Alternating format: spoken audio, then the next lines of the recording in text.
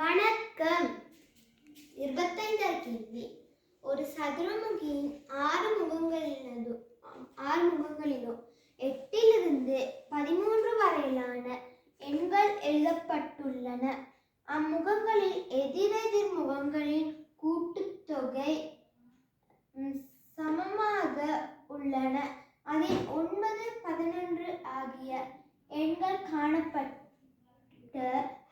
முகங்களுக்கு எதிராக காணப்பட்ட முகங்களின் எண்களை முறையே தருக. இப்ப ஒரு சதுரமுகியின் 6 முகங்களிலையும் 8லிருந்து 13 வரையிலான எண்கள் எழுதியிருக்கான். அம்முகங்களில் எதிரெதிர் முகங்களின் கூட்டுத்தொகை சமனா.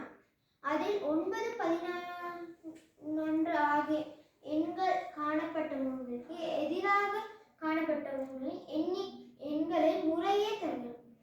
இப்போ 8லிருந்து 13 வரைக்கும் எழுதிப்போம். 8, 9, 10, 11, 12, 13 எழுதியாச்சு. இப்ப 8யும் 13 கூட்டினா 21. 9யும் 12யும் கூட்டினா 21.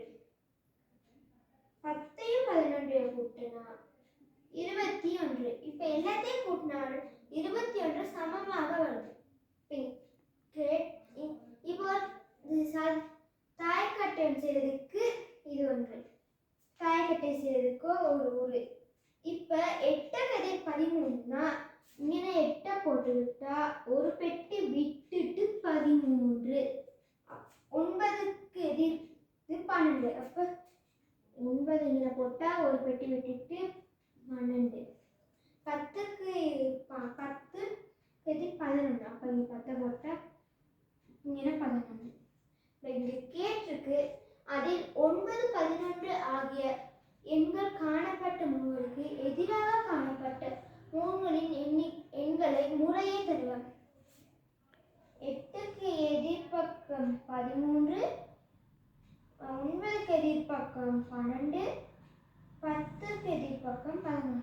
இப்போ 9க்கு எதிர்பக்கம் என்னன்னா 9க்கு எதிர்பக்கம் ஒரு பெட்டி விட்டுட்டு 12. அப்போ 9 எதிர்பக்கம் 12 முறையும் கேட்டிருக்கனால முறையை தான் எழுதணும்.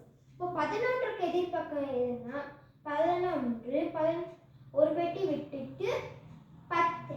11க்கு எதிர்பக்கம்